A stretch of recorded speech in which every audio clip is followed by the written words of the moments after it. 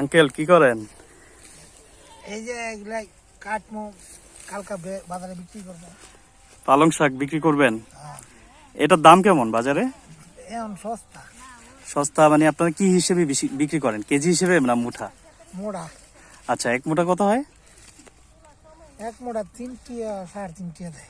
আপনারা কি বাজারে বসে বিক্রি করেন নাকি ওই যে ইয়াদের কাছে বিক্রি করে দেন? আমরা পাইকারি পাইকারি বিক্রি করেন। পাইকারি 3 টাকা করে বিক্রি করেন। আর ওনারা এটা কত করে বিক্রি করবে? হ্যাঁ, এই এক মোড়া 5 টাকা। 5 টাকা। মানে আমাদের মতো সাধারণ মানুষের কাছে 5 টাকা করে বিক্রি করবে। তাহলে দাম অনেক কমে গেছে শাকের, না?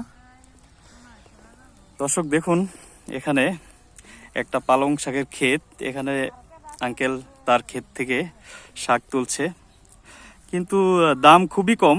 মানে একজন কৃষক যত কষ্ট করে এগুলো ফলায় তেমন দাম পায় না, কিন্তু আমরা যখন কিনে খেতে যাই তখন এগুলোর দাম অনেক বেশি হয়ে যায়। মানে আমাদের সাধ্যের বাইরে চলে যায়, কিন্তু কৃষকরাও বেশি একটা দাম পায় না। তো আমাদেরকে এরকম সিন্ডিকেট রুখতে হবে। ধন্যবাদ।